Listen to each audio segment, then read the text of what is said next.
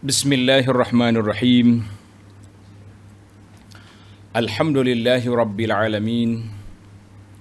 Alhamdulillahilladzi arsala rasulahu bil huda wa dinil haq liyuzhirahu 'ala ad-dini kullihi wa kafa billahi shahida. Asyhadu an la ilaha illallah wahdahu la syarika lah wa asyhadu anna Muhammadan 'abduhu wa rasuluh. Allahumma salli wa sallim wa barik ala abdika wa rasulika Muhammad wa ala alihi wa sahbihi wa man sara ala nahjihi wa ihtada bihadihi wa istanna bisunnatihi ila yaumiddin, amma ba'du. Muslimin dan muslimat, para pelajar sekalian, Assalamualaikum warahmatullahi wabarakatuh. Alhamdulillah, kita panjatkan syukuran kepada Allah Azza wa Jalla pada malam ini, malam Jumaat 24 hari bulan 6 2021, kita teruskan pengajian kita dalam sebuah kitab, nama dia Nurul Lum'ah. Nurul Lum'ah fi Khasa'isil Jum'ah. Kilauan cahaya yang mengumpulkan 100 keistimewaan malam dan hari Jumaat. Kitab ini disusun oleh Al-Imam Jalaluddin As-Suyuti rahimahullahu ta'ala, dan alhamdulillah kitab ini juga telah diterjemahkan. Nih, terjemahan dia oleh Jabatan Mufti Kerajaan Negeri Brunei. Jazakumullah khairah. Dia terjemah semua dengan nota kakinya, dengan nota ujungnya, macam-macam. Baik, para pelajar sekalian, kita masuk kepada dalam 100 kelebihan malam dan hari Jumaat. Kita sudah sampai ke al-khususiyah, ciri keistimewaan yang ke-33. 33. Tanda para pelajar, ciri keistimewaan yang ke-33, iaitu tidak disunatkan menunggu cuaca menjadi sejuk. Tidak sunat tunggu cuaca sejuk. Kisah ni ada cerita dia, para pelajar sekalian, iaitu,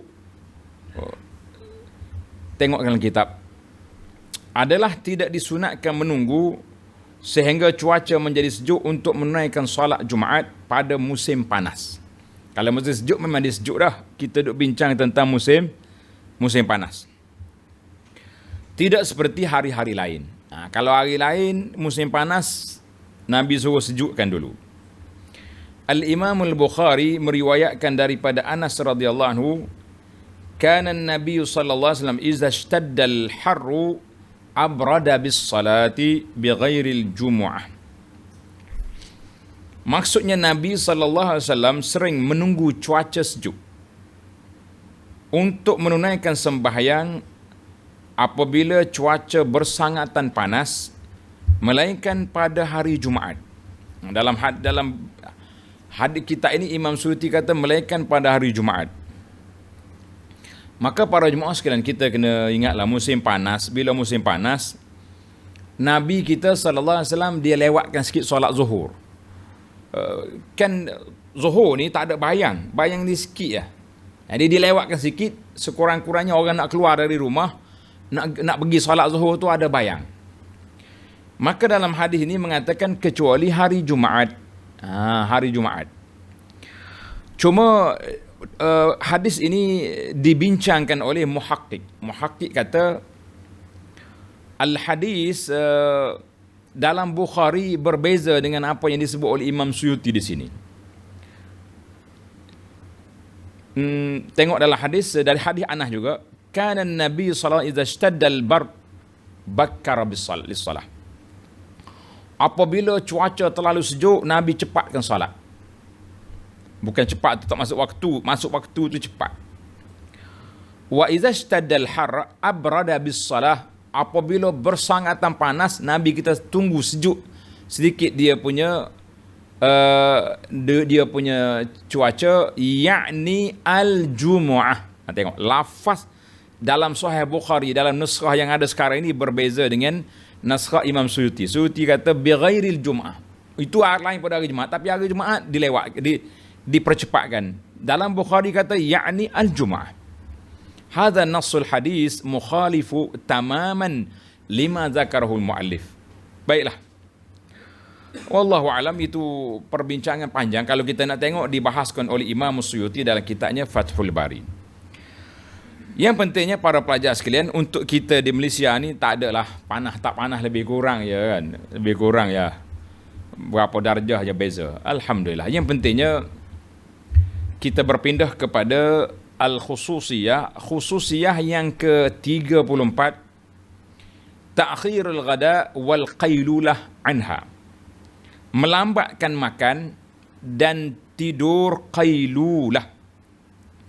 Tanda ni pelajar. Tidur qaylulah iaitu tidur tengah hari. Waktu matahari panas di kabid samak di tengah langit, itu waktu rehat seketika. Mana orang kerja penat, maka mereka berhenti rehat, qaylulah, tidur, nap dia panggil, kemudian bangun solat zuhur.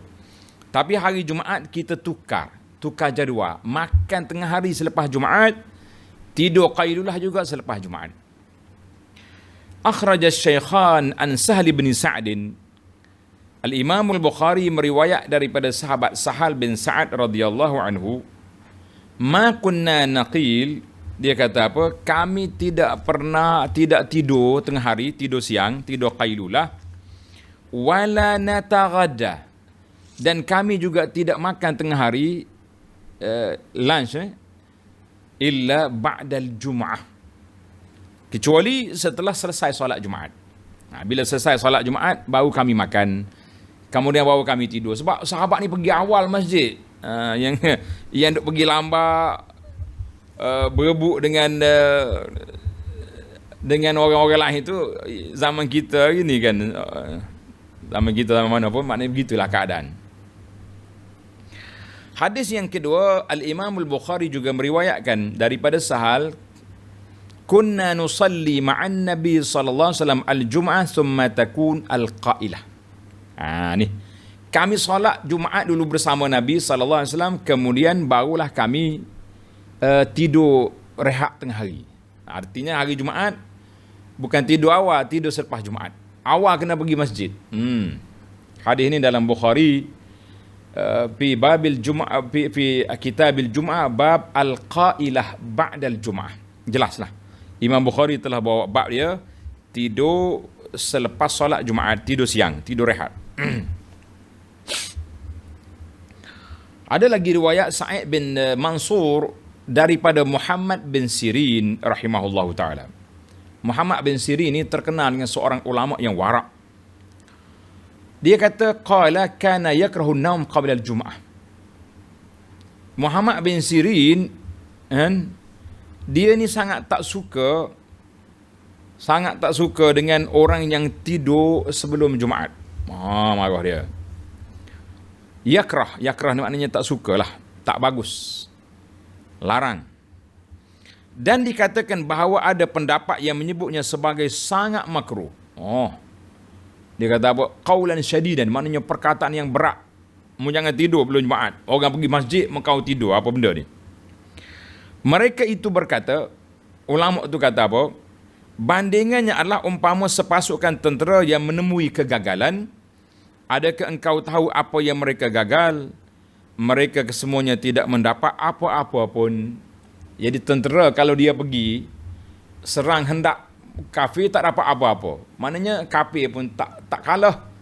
Harta-harta rampasan pun tak dapat. Jadi akhirnya kosong. Jadi kata-kata ini memberi peringatan kepada kita. Hari Jumaat ni hari besar, hari kelebihannya banyak. Siapa Suyuti bawa 100 kelebihan kan? Kita pun dah sebut ada kelebihan yang sahih, ada kelebihan yang tidak sahih, tetapi banyak kelebihan. Tapi kalau mu asyik duk tidur ya hari Jumaat, orang lain dengan surah kafi, dengan selawat ke atas Nabi sallallahu alaihi wasallam, pergi awal ke masjid dalam kurungan, kecuali musim PKP, sabar tuan-tuan. Insya-Allah kita doakan makin hari makin turun dia makin terangkat dah dia punya bencana ni, Allah Taala hilangkan insya-Allah. Jadi orang lain berlomba-lomba dapat unta, dapat lembu, dapat kambing, kau apa duduk tidur dapat. Nah, akhir sekali kosong. Jangan. Telur pun tak dapat. Dia pergi lambat. Orang khutbah kedua baru dia sampai, macam nak dapat telur. Sangat berat. Ciri keistimewaan yang ke-35, tad'ifu ajra zahib ilaiha. Ganjaran setiap langkah menuju ke masjid dan pulang ke rumah. Ini kelebihan. Kelebihan dianya, ganjaran dia setiap langkah kita pergi dapat pahala. Al-Imam Ahmad dan juga Al-Arba'ah. Arba'ah ni ulama hadis yang 4. Al-Hakim meriwayatkan daripada Aus bin Aus Al-Thaqafi. Dia kata apa? Sami'tu Rasulullah sallallahu alaihi wasallam yaqul. Aku dengar Rasulullah bersabda, man ghasala wa ghtasala. Thumma bakkara wa abtakara. Wa masya wa lam yarkab. Ila akhiril hadis. Saya baca terjemahan sebab kita nak habiskan banyak sikit. Sesiapa yang mandi, nak pergi solat Jumaat kena mandi bang, jangan tak mandi kan.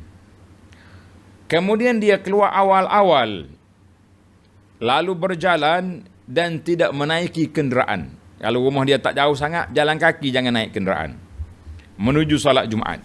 Kita ni rumah tepi masjid, naik basikal pergi kan, jalan kaki. Kecuali orang uzur. Orang uzur lain-lain macam cerita.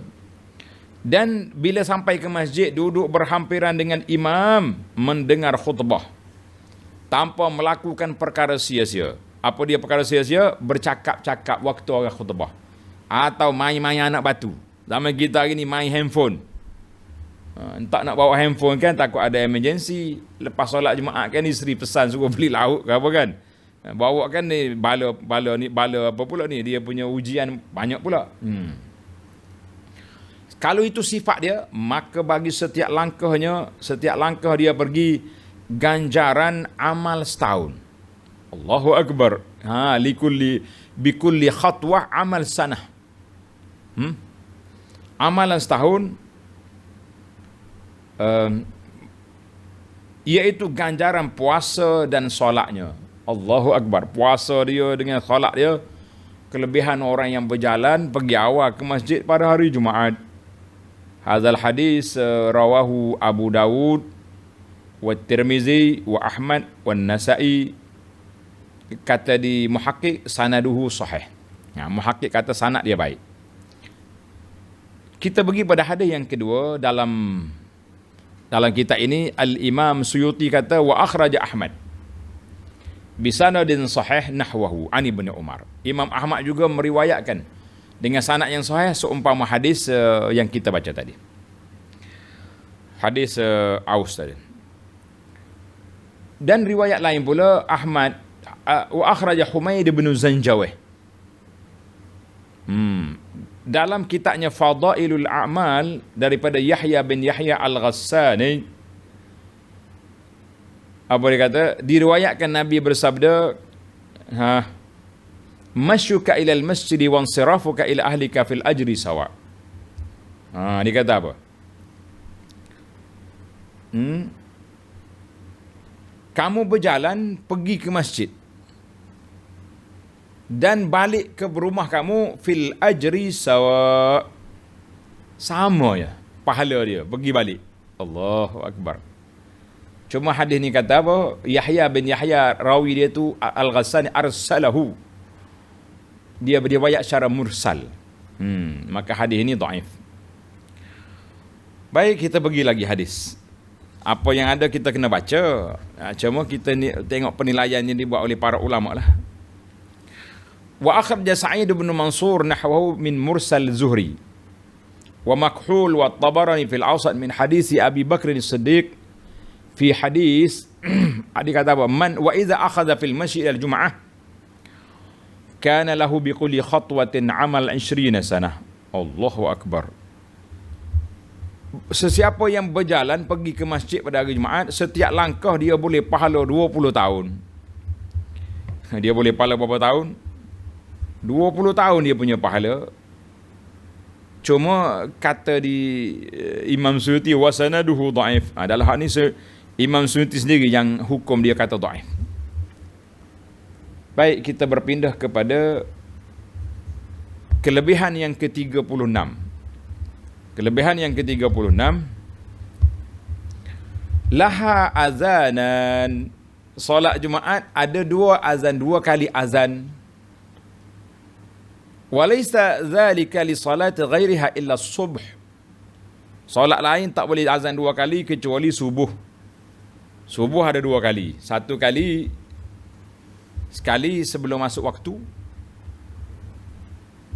azan Bilal. Sekali lagi setelah masuk waktu, azan Ibnu Ummi Maktum. Itu zaman Nabi SAW. Adapun azan Jumaat dua kali, tengok ni, tengok dalam hadis ni. Akhrajal Bukhari an Sa'ib bin Yazid. Sa'ib bin Yazid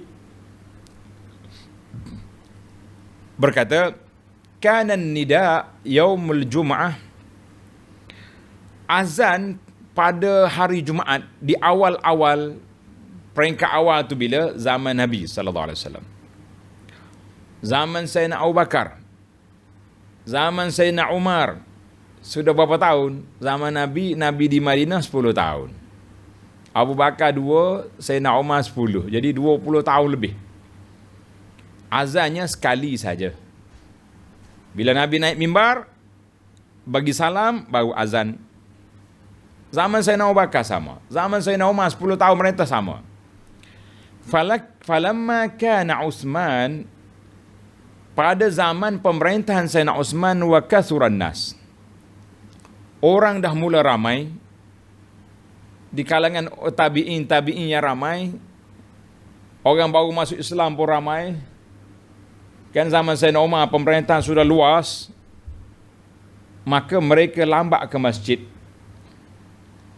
Sayyidina Uthman menambah satu lagi azan yang kedua, tapi dia jadi yang pertama, ala Zawra, di pasar Madinah. Tak jauh lah daripada Masjid Nabi itu ada satu pasar, tempat orang perhimpunan situ. Maka di Sayyidina Uthman kata, pergi azan dekat nak masuk waktu Jumaat, belum masuk waktu lagi tu. Dia suruh azan supaya kedai-kedai boleh tutup, orang-orang boleh bersiap pergi ke masjid awal. Fasabatal amru ala zalik. Selepas daripada itu, para ulama Islam jadikan azan Jumaat dua kali. Tandalah tuan-tuan, azan Jumaat ni dua kali bila bermula pada zaman Sayyidina Uthman. Tapi azan yang pertama belum masuk waktu. Azan yang pertama sebelum masuk waktu. Ini kalau kita tengok kan, tempat kita hari ni, kita azan dah masuk waktu dah. Azan yang pertama, yang kedua lagi dalam waktu. Baik, kita berpindah kepada ciri keistimewaan yang ke-37, al-ishtighalu bil ibadati hatta yakhrujal khatib. Di antara ciri keistimewaannya, hendaklah jemaah yang ada dalam masjid terus-menerus beribadat pada hari Jumaat. Tidak ada waktu larangan. Kalau hari lain kita ada waktu larangan, bila waktu larangan dia, iaitulah lagi 10 minit lebih nak masuk waktu zuhur, kita kena break solat situ. Kerana situ waktu neraka sedang dipanaskan. Tapi hari Jumaat lah, tidak ada waktu gap, waktu terputus. Terus je ibadat. Selagi khatib tak keluar naik mimbar, ibadatlah. Solatlah kamu. Baca Quran, baca Al-Kahfi, baca selawat, dipersilakan. Kata Imam Suyuti, taqaddama fihi atharu Tha'labah bin Malik. Hadis dianya, kamu ambil hadis pada ciri yang lepas, ciri yang ke-19. Ciri yang ke-19 kita dah sebut tentang kelebihan beribadat. Kata di para sahabat, kunna ala ahdi Umar al-Khattab yaumul Jum'ah. Kami duduk di zaman Sayyidina Umar al-Khattab pada hari Jumaat, nusalli, kami berterusan solat hatta faiza kharaja Umar,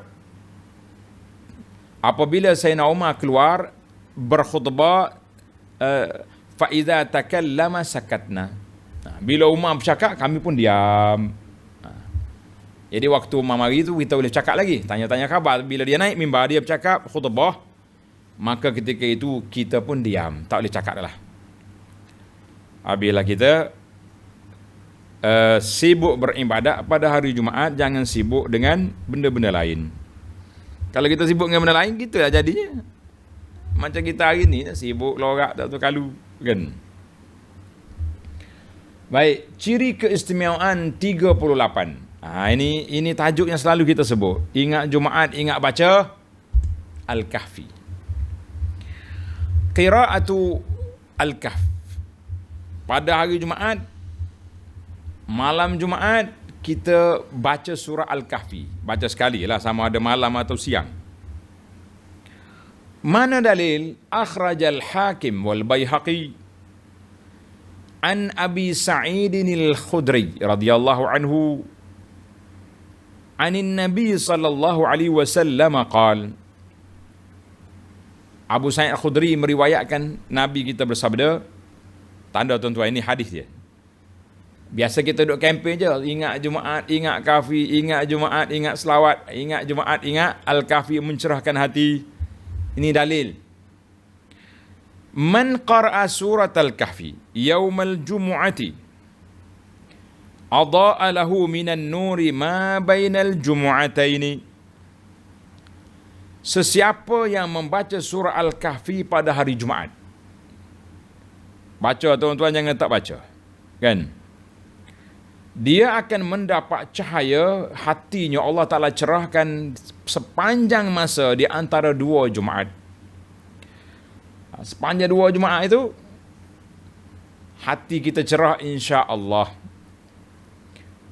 Hadis ini kata di Muhaqqiq sahih dalam Sahih Al-Jami'.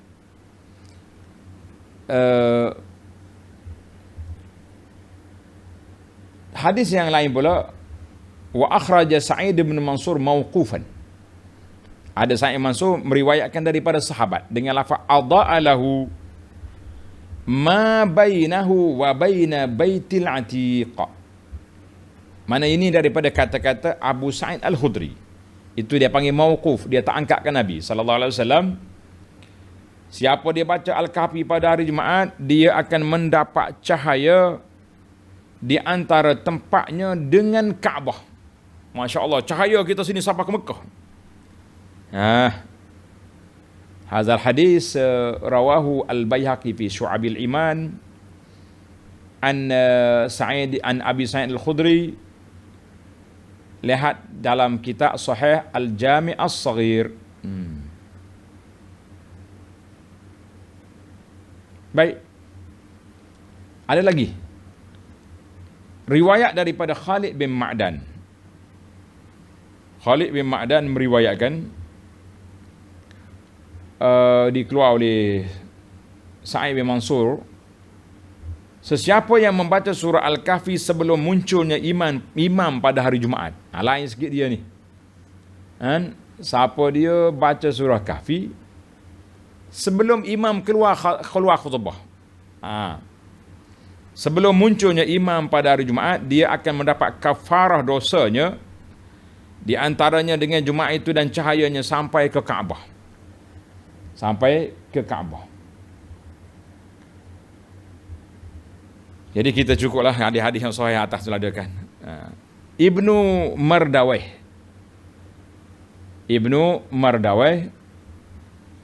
meriwayat daripada Ibnu Umar, katanya Ibnu Umar kata apa? Sabda Nabi sallallahu alaihi wasallam, man qara'a surat Al-Kahfi yaumal jum'ah sata'a lahu nurun min tahti qadamihi ila ananis sama' yudhi'u lahu yaumal qiyamati wa ghufira lahu ma bainal jumu'ataini. Sesiapa yang membaca surah Kahfi pada hari Jumaat, maka terbitlah cahaya dari bawah kakinya mencecah sehingga ke langit tinggi, meneranginya pada hari kiamat, dan dia akan diberi keampunan terhadap dosanya, dosa kecil lah, kalau dosa besar kena taubat, di antara dua Jumaat. Hadis ini dikeluarkan oleh Sa'id qala al-Munziri fi at-targhib wa at-tarhib bi isnadin la ba'sa bihi. Munziri kata sanad dia tak ada jadilah masalah sangat.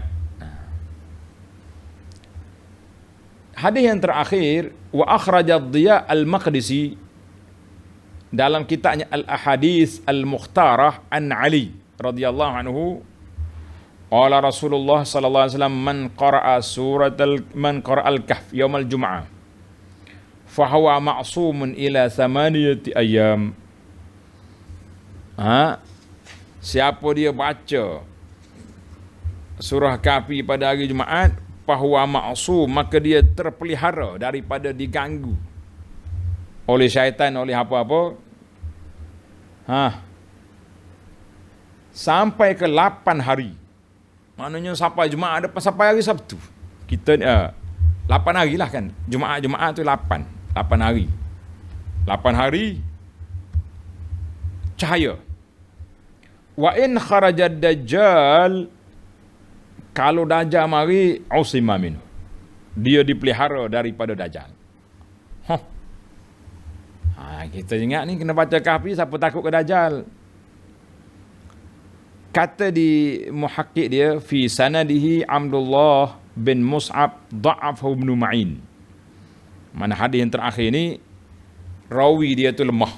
Bila rawi lemah, hadis dia juga jadi lemah. Tapi majmuk keseluruhan hadis-hadis yang telah kita baca tadi menunjukkan ada yang sahih, kita kata alhamdulillah. Yang tak sahihnya apa dia para pelajar? Tak sahihnya tak baca. Itu masalah. Mari malam Jumaat pun tak baca juga dia punya Al-Kahfi. Duk baca juga dengan Al-Wasafi. Ni masalah kita ni dah. Ni ada orang ni hari Jumaat ke malam Jumaat ke dia tak baca Al-Kahfi. Dia baca apa tuan-tuan? Dia baca Al-Wasafi. Surah apa Wasafi? Cari sendirilah kan. Pelajar-pelajar kita ni dia faham dah istilah-istilah yang diguna oleh Al-Fakir Abu Anas ni. Al-Wasafi, mana baca WhatsApp. Kalau nak kira WhatsApp ke surah Kahfi ke, semua ada kat tangan belakang. Duk ala handphone tu lah belakangnya. Belek sini jumpa Wasafi, belek sini jumpa Al-Kahfi. Tapi malang apa? Tak baca Al-Kahfi, baca Wasafi. Allahul Musta'an. Kita minta pertolongan Allah Ta'ala lah biar bantu kita. Jangan duk main benda-benda macam ni, rugi kita. Baik. Kita berpindah kepada Al-Khususiyah. Ciri keistimewaan yang ke-39, iaitulah qira' Al-Kahfi, baca surah Kahfi pada malamnya. Tadi yang ke-38 tadi baca Kahfi pada hari Jumaat. Riwayat ini menunjukkan malam ni pun sudah boleh baca Al-Kahfi. Mana dalil? Dalil dianya akhrajad Darimi fi musnadihi an Abi Sa'idin al-Khudri. Darimi meriwayat daripada Abu Sa'id Khudri, dia kata, ini dia panggil hadis mauquf. Apa makna mauquf? Dia berhenti sampai kata sahabat, dia tak angkat kepada Nabi. Tuan-tuan kena ingat, hadis mauquf maknanya itu kata-kata sahabat. Dia tak kata qala Abu Bakrin macam hal ini, qala Abu Sa'id Al-Khudri. Dia tak bagi tahu dia dengar dari Nabi ke, Nabi bersabda ke macam mana. La, dia kata qala Abu Sa'id Al-Khudri. Ketika itu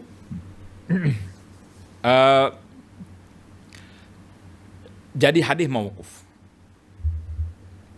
Man qara'a surat Al-Kahfi, siapa dia baca surah Al-Kahfi pada malam Jumaat.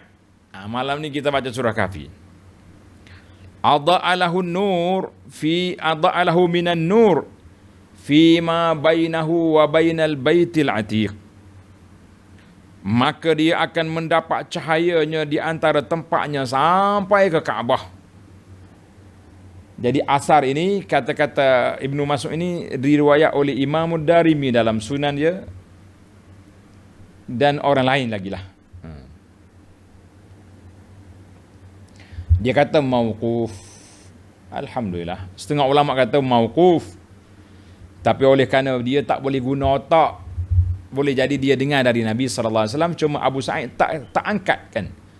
Tidak angkat riwayat itu kepada Nabi sallallahu alaihi wasallam.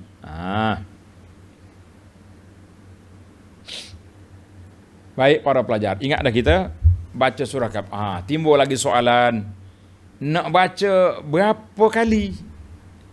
Malam sekali, tengah hari sekali ke tidak? Jadi pada kita nampak sama ada. Tuan-tuan baca malam ini atau baca pagi Jumaat. Hari Jumaat. Kalau hari Jumaat ni kita rasa kita sibuk kerja ke macam mana, malam Jumaat tu bacalah. Tapi nampak macam riwayat tu banyak pada hari, pada siang. Jadi kita kumpul lah, sama ada baca malam ni atau baca besok. Yang tak bolehnya apa dia? Tak baca. Itu tak boleh. Baik, kita berpindah pula kepada ciri yang ke-40.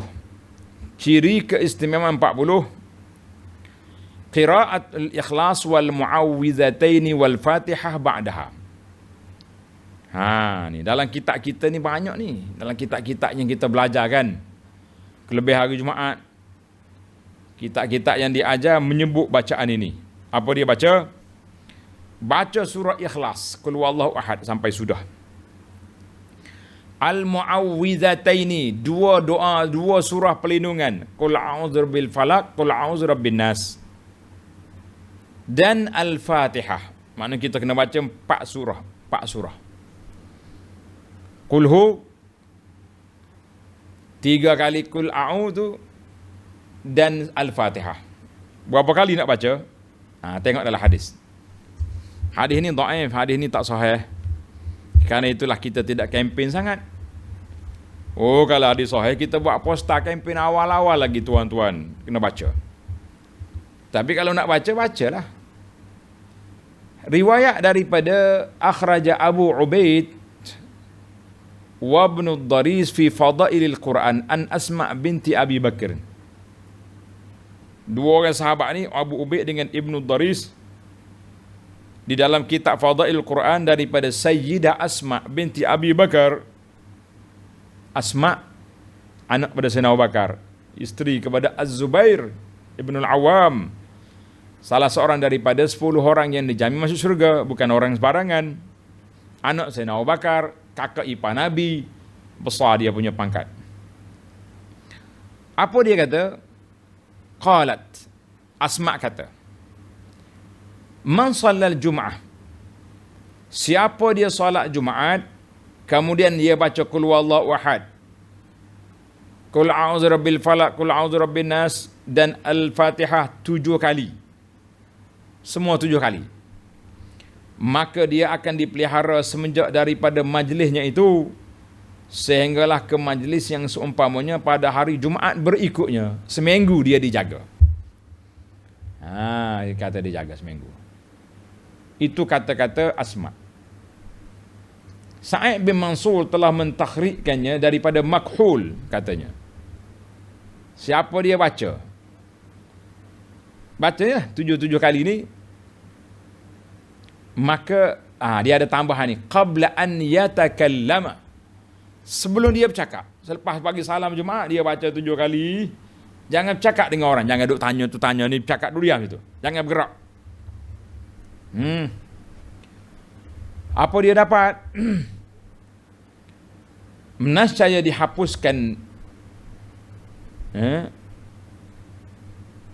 dosanya yang berlaku di antara 2 Jumaat itu, hapus dosa kecil lah. Wa kana ma'suman, dan dia dilindungi dan dipelihara oleh Allah Azza wa Jalla.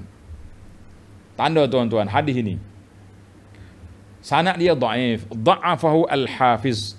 Al-Hafiz Ibnu Hajar kata sanad dia dhaif, tidak sahih. Sebab apa? Rawi dia Faraj bin Fadalah dhaif.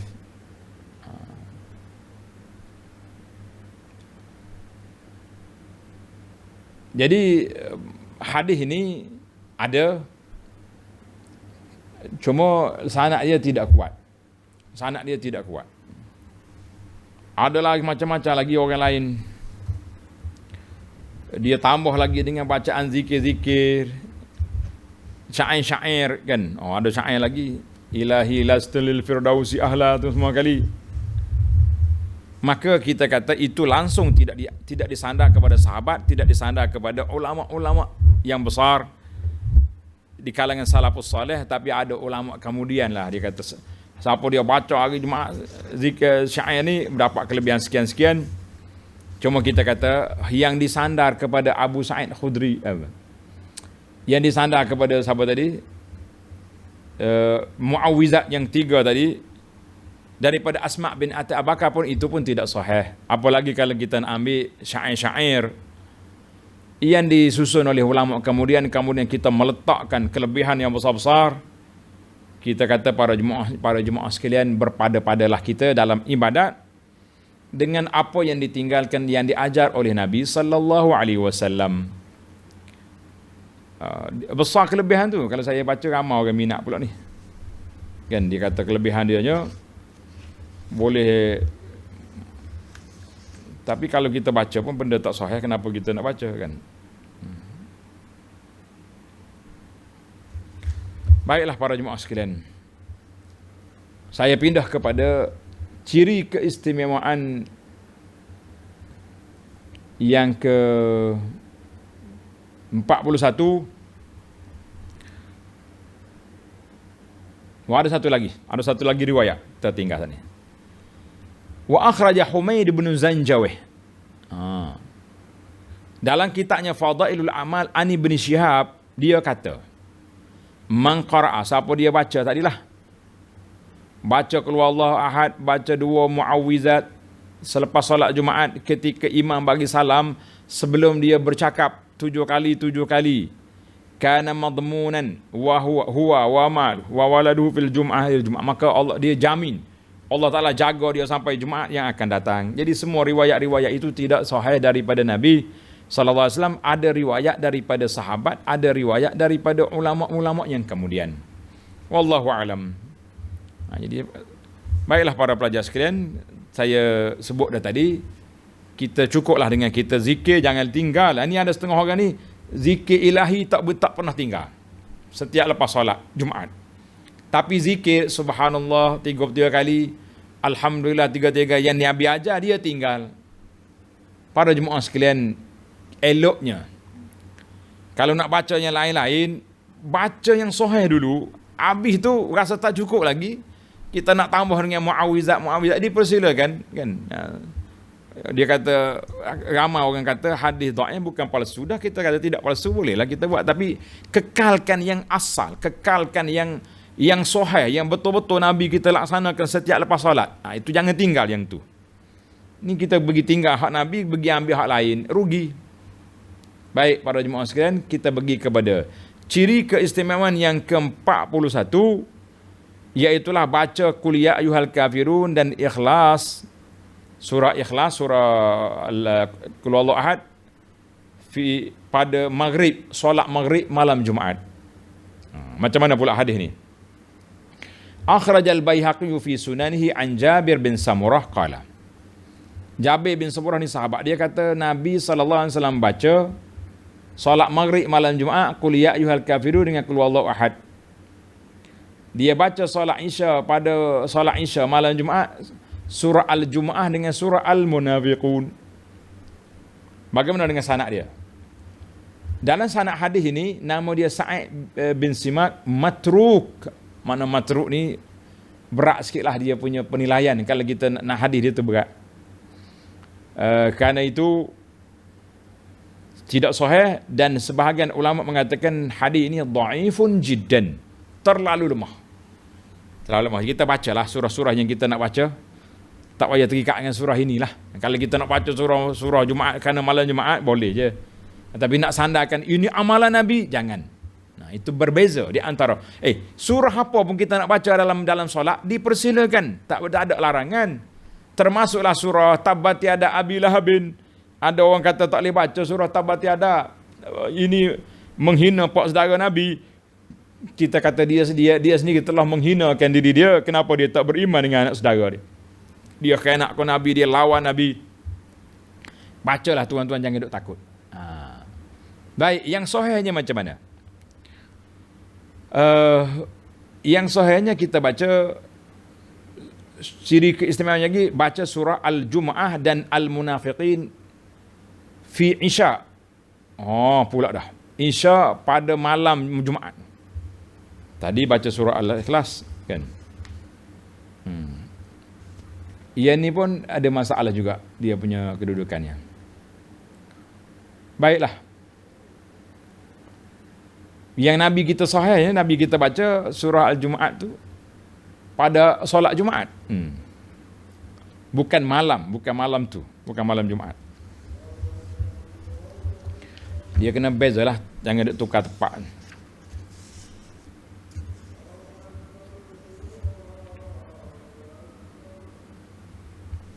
Baik, para jemaah sekalian, kita pergi kepada ciri keistimewaan yang ke-43, man'ut tahalluq qabla salah. Ini kita kena ambil perhatian ya. Larangan, apa larangan? Ditegah mengadakan majlis melingkung. Buat majlis dalam orang nak salat Jumaat, kita buat majlis lingkungan, majlis kelompok-kelompok dalam masjid sebelum solat Jumaat. Maka ada hadis yang melarangnya.